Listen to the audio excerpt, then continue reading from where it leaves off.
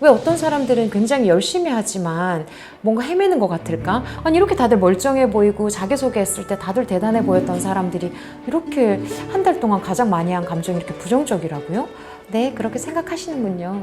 최소한 같은 문제는 틀리지 않는 거, 다른 문제를 고민하는 거가 중요하다고 생각을 하고,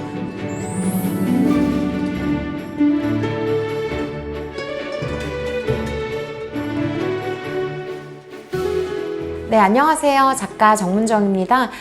저는 직장 생활을 10년 정도 했고요. 그리고 지금은 전업작가로 활동을 하고 있고, 대표작으로는 무례한 사람에게 웃으며 대처하는 법이 있습니다.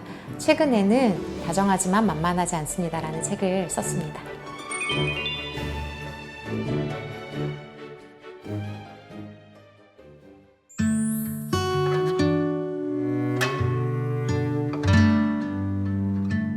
제가 사회초년생을 위한 글을 지금까지 좀 많이 써왔는데요. 왜 이렇게 사회초년생들에게 마음이 쓰일까를 생각하다가 제 마음과 좀 유사한 대목을 제가 어떤 책에서 발견을 하고 밑줄을 그은 적이 있는데 그 부분을 좀 읽어드릴까 해요. 나는 항상 패배자들에 대해서는 마음이 약하다. 환자, 외국인, 반에서 뚱뚱한 남자애, 아무도 춤추자고 하지 않는 사람들, 그런 사람들을 보면 심장이 뛴다. 어떤 면에서는 나도 영원히 그들 중 한 사람이라는 사실을 항상 알고 있기 때문일 것이다. 이런 대목이 있었는데 이 대목을 읽고 굉장히 마음이 찌르르 했던 생각이 나요. 저는 항상 관찰을 많이 했던 사람 같아요. 그 안에 들어가지 못하고 이렇게 밖에서 많이 구경을 했던 친구 같은데, 그러면서 항상 궁금했어요. 왜 어떤 사람들은 굉장히 열심히 하지만 뭔가 헤매는 것 같을까? 왜 어떤 사람들이 능력에 비해서 좀 인정을 못 받는 것 같을까? 근데 제가 생각을 해보니까 저 또한 사회초년생일 때 너무 많이 고민을 했고, 주변에 참 많이 도와줄 수 있는 어른이 없었고 요령이 없어서 너무 많이 시행착오를 겪었던 것 같은 거예요. 그러니까 고속도로로 갈 수도 있었는데 고속국도로 너무 오랫동안 갔다는 생각이 드는 거죠. 그래서 어떤 경우에는 조금 속도를 낼 수도 있다는 것을 내가 알려주면 좋겠다. 왜냐하면 내가 예전에 어릴 때 너무너무 많이 그런 조언들을 찾아 헤맸었으니까 라는 생각 때문에 그런 글들을 많이 쓰게 됐고, 사회초년생들에게 항상 마음이 쓰이는 것도 그런 이유 때문인 것 같습니다. 제가 항상 많이 두리번거렸던 사람이었어서요.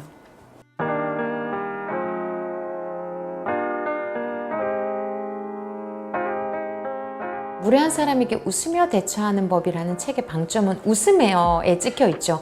왜냐하면 무례한 사람에게 대처하는 법은 많잖아요. 울면서 대처할 수도 있고 화내면서 대처할 수도 있죠. 그런데 방점이 웃으며에 찍혀 있는 건, 네, 어떻게 그렇게 재밌는 말씀을 하세요 도 아니고, 네, 알겠습니다 라고 하는 비아냥도 아니었어요. 제가 말하는 웃으며라는 건 울지 않으면서 약간의 미소를 잃지 않는다라는 정도의, 나의 페이스를 유지한다는 정도의 톤이었던 거죠. 그냥 그 사람의 말을 그대로 돌려준다든지, 그 사람이 이렇게 말을 하면 이렇게 말씀하셨어요 라고 한다든지, 아니면 조금 더 편안한 환경이라면 저 상처받았어요 라고 한다든지, 그것조차도 어렵다면 미소를 덜 짓는다든지, 예전에 너무나 포복절도하면서 웃어줬다면 덜 웃는다든지, 나만 알아도 괜찮아요. 왜냐하면 우리는 보통 아무것도 하지 못했다는 무력감 때문에 괴로워지는 거거든요. 그런데 나는 알지, 나는 알아, 아주 작게라도 내가 나만의 방식으로 대응했다는 것을 이라고 하니까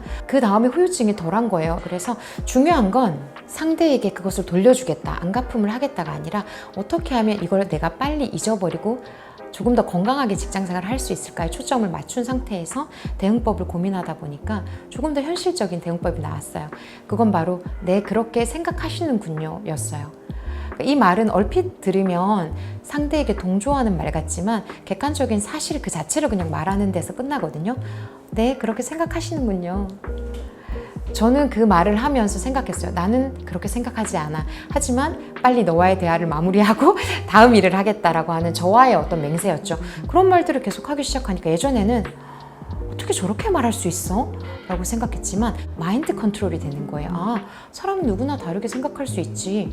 나도 누군가에겐 그렇게 들릴 수 있겠다. 조심하자. 그리고 또 한편 그렇게 생각할 수도 있겠군요. 진짜로 그렇게 생각하는구나 저 사람은. 근데 어쩌다가 저렇게 생각하게 됐을까라고 과정을 궁금하게 되니까 덜 미워지더라고요. 예전에는 왜가 중요했거든요. 왜 저래? 라고 했거든요. 그런데 그렇게 생각하시는군요 라고 계속 말을 하다 보니까 어떻게 초점이 맞춰졌어요. 어떻게 하면 될까? 어떻게 하면 저 사람을 조금 더 빨리 이해할 수 있을까? 어떻게 하면 나도 이 대화를 빨리 종료할 수 있을까? 그런 고민들로 초점을 바꿔가시면 좋겠다라는 말씀을 드리고 싶어요.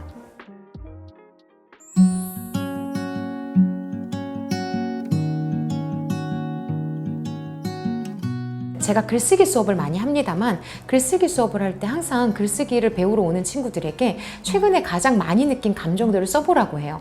그러면 다들 우울, 외로움, 좌절, 그리고 나에 대한 실망 막 이런 것들을 써와요. 그럼 그런 것들을 한번 읽어보라고 하면 다들 충격을 받아요. 아니 이렇게 다들 멀쩡해 보이고 자기소개했을 때 다들 대단해 보였던 사람들이 이렇게 한 달 동안 가장 많이 한 감정이 이렇게 부정적이라고요? 그럼 제가 그래요. 그게 사실은 당연한 거예요.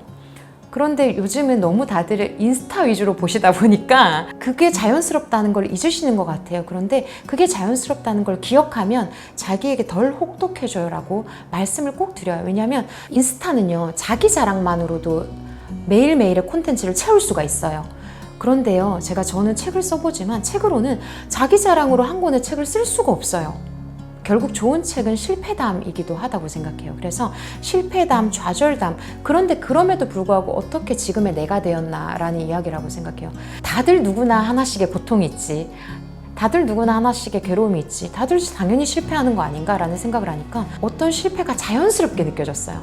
예를 들면 저도 이제 책을 쓰다 보면 어떤 책은 열심히 하지만 잘 안 될 때가 있고 어떤 책은 또 열심히 했지만 잘 될 수가 있어요. 제가 굉장히 좋아하는 오정세 씨가 수상소감에서 이런 말을 하더라고요. 자기가 100편을 찍으면 100편 다 똑같은 마음으로 열심히 한대요. 그런데 어떤 드라마는 너무 상을 받고 너무 잘 봤어요 라고 해주고 어떤 드라마는 찍은지도 모르고 그냥 넘어간대요. 우리가 어떤 사람을 보면 성취한 것만 보지만 사실은 그 성취 뒤에는 정말 많은 실패가 있거든요.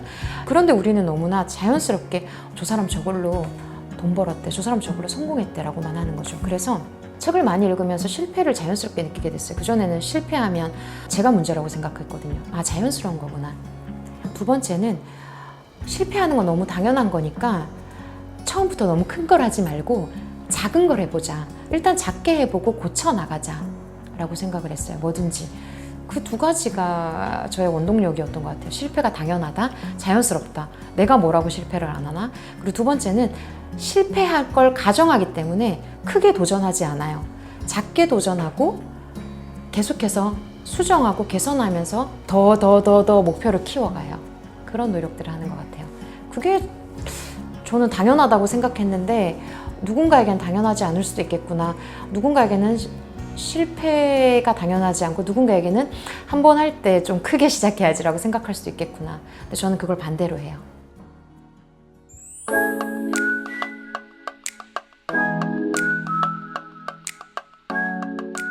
제가 생각했던 건 그거였어요. 그러니까 더 좋은 곳이라는 건 다른 사람과 비교하지 않고 그냥 나의 어제, 나의 며칠 전, 나의 1년 전과 비교하는 거죠. 근데 이 말이 제가 20대 때 들었으면 진짜 아유 꼰대 얘기하네 이랬을 거예요. 근데 저는 그렇게 들릴 수 있다는 걸 알면서도 제가 왜 이야기를 하냐면 저는 너무 쪽팔려요. 저는 6년 전에 썼던 책이 있고 10년 전에 썼던 글이 있고 3년 전에 썼던 책이 있단 말이에요. 그리고 저는 이제 정문정답이라는 유튜브도 했었고 유튜브 영상에도 출연을 자주 했었고 그러면 저는 제 예전 영상을 못 봐요. 너무너무 부끄럽고 너무너무 민망해서 볼 수가 없어요. 예전 글을 보면 너무너무 부끄러워서 볼 수가 없어요. 더 좋은 곳이라는 건 그런 것 같아요. 예전의 것들을 내가 조금 더 잘할 수 있었는데 다시 한다면 더 잘해봐야지 라고 다짐하는 것. 에세이를 가르칠 때 이렇게 이야기하거든요. 에세이는 결국 편집과 회고에서 시작하는 것이다. 내 인생에서 가장 후회되는 것들 또는 다시 돌아간다면 잘할 수 있을 것들을 하나를 편집해 와서 그것을 회고하면서 어떻게 이것을 다시 재해석할 수 있을까? 회고와 편집과 그리고 재해석 이 세 가지로 에세이는 이루어진다라고 꼭 말씀을 드려요. 결국은 우리의 인생도 마찬가지인 것 같아요. 100만 부 파는 작가님이랑 비교를 하면 제가 항상 TV에 나오는 작가님이랑 비교를 하면 저는 영원히 더 좋은 곳을 갈 수가 없어요. 근데 예전에 제가 책 한 권을 냈을 때 저와 비교를 하면 이미 저는 책 3권을 냈고 말도 못해서 막 버벅거릴 때 비교하면 이제는 그래도 어느 정도 편안해졌고, 그런 식으로 계속해서 비교 대상을 나로 바꾸고 편집하기 시작하면, 회고하기 시작하면 또 다른 풍경들이 보인다는 것을 말씀드리고 싶습니다.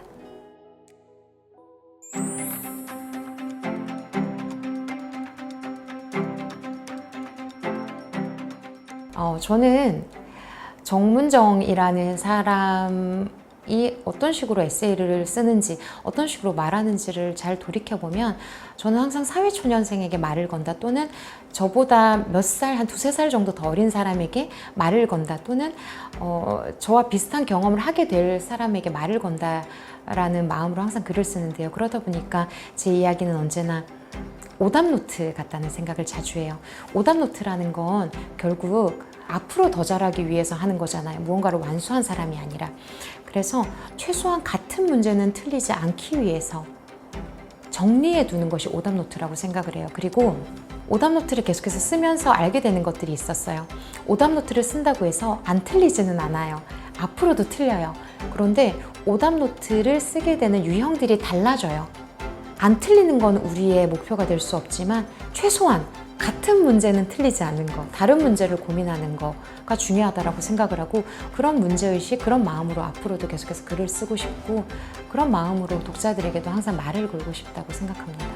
그래서 저의 이야기는 오답노트이기도 하고, 결국 좋은 에세이는 오답노트이기도 하다는 생각이 듭니다.